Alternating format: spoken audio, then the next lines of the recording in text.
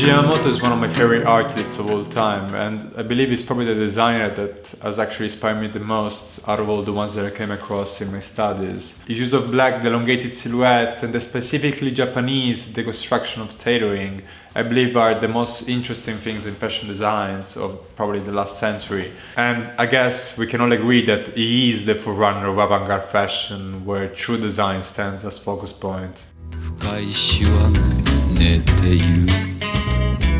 I believe that his aesthetic has been strongly influenced by the events of his life. Let's consider that he was born in 1943 in Tokyo, Japan, during World War II, and obviously Japan took a hard hit during that time. Also, his father was killed during the war, so he actually grew up in a very depressed environment, very depressed country also, that has been heavily influenced during the 50s and 60s, so after the war, by Western culture. And at first, Yohji wasn't even interested in art or design. Actually, he graduated in law, which is probably the farthest thing that you can think about when speaking about fashion. But then, since his mother had an atelier, and she used to make clothes for women, he asked her to help and to learn the craft from the tailors that were working in the atelier. And little did he know, after 1 year he was studying at Buka Fashion College in Tokyo, which, as you probably know, is one of the most prestigious universities ever in terms of fashion, probably only after Central St. Martin and Royal Academy of Fine Arts, so probably they're on the same level.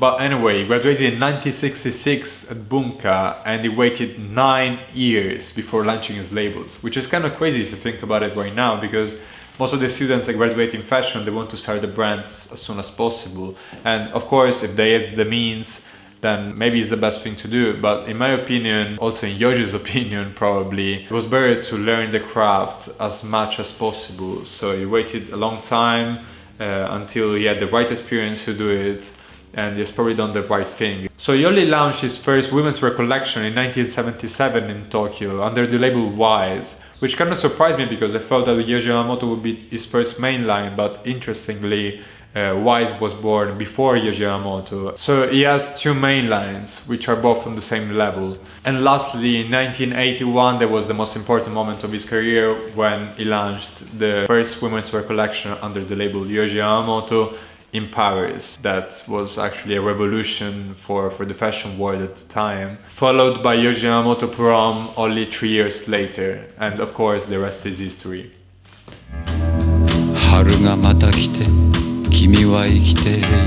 Now, let's go to the big reason why I'm making this video, so to speak about his aesthetic. And to do that, I actually selected a few looks from my two favorite collections from him. One women's wear from the early age of his career, one menswear that is actually quite recent. Let's start from the Spring-Summer 1999 women's wear collection. So this collection was aimed to be a marriage celebration, but of course, speaking about Yohji, even the smallest and tiniest concept can become something beautiful and very strong aesthetically. So going through the looks, generally the use of color is really subtle in this collection. There was just some sparkle of green in different shades, just a little bit of purple, and small amounts of prints just to complete the garments and the silhouettes, which in my opinion they were already very strong. For example, in look 6 you can notice this conceptual hat of very irregular shape and texture, which in my opinion incredibly balances out the look of this elongated coat/dress. They put a metal wire at the bottom hem just to create this huge flare, I would say extreme,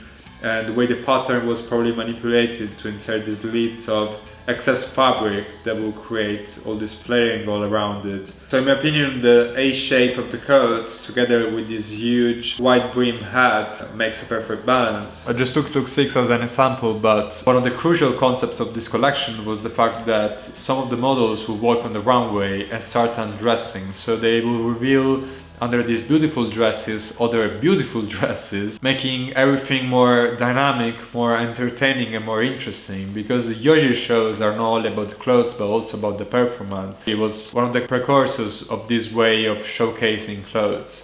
Here we can start drawing a common line between all these looks, which is this romantic androgynous character of the silhouettes.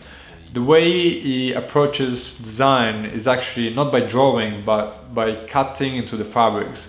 he uses a lot of bias cuts, so we can notice this nuance of flowness in all the garments, and every garment keeps its shape but at the same time kind of moves with the models, which is something very difficult to achieve in garment making. At last, the most mind-blowing part of this collection for me are the theatrical drapes that alter the symmetry and the proportions of every garment. They are just beautiful, incredibly well crafted, and we can't even imagine the work that there is behind every single dress. I'm sure of it because I love draping and I know how difficult it is to convey a precise emotion into the shape of a body. So actually to shape a dress around the mannequin or a body in that way, which is exactly flawless, because it's not just a sculpture but is actually a dress that is beautiful to look at, is still wearable even if conceptual, but at the same time a demonstration that a garment can be way more than how much people would have thought until that time.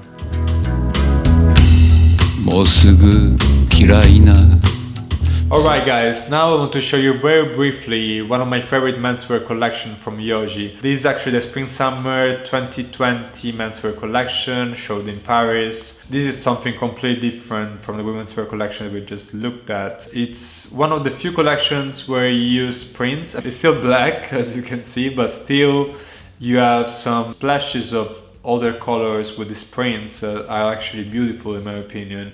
For example, let's take a look 7. Even if this is one of the easiest look of this collection, it is one of the best because the game of proportions, the shape of the revers of this wool coat, the linen of the trousers and this long shirt with another shirt underneath, this kind of stripe, the overdye on the trousers.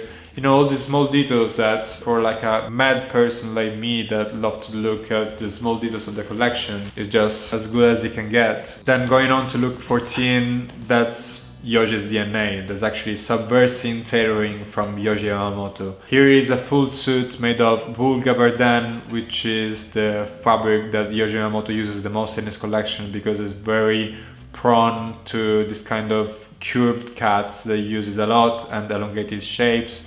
It's a very nice fabric, kind of fluid, but at the same time it has some heft to it.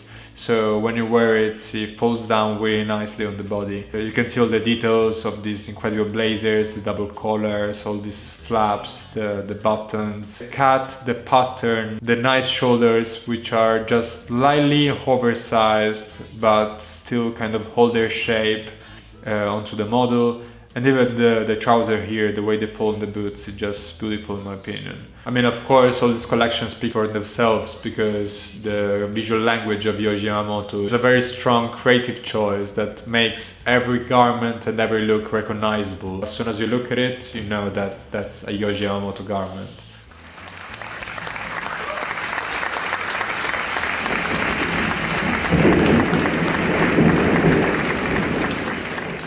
Okay guys, it got dark in here as you can see, so I'm very sorry about the lighting changes along the video, about my English which is a little bit rusty, but I hope you appreciated the content and I will see you soon in the next one.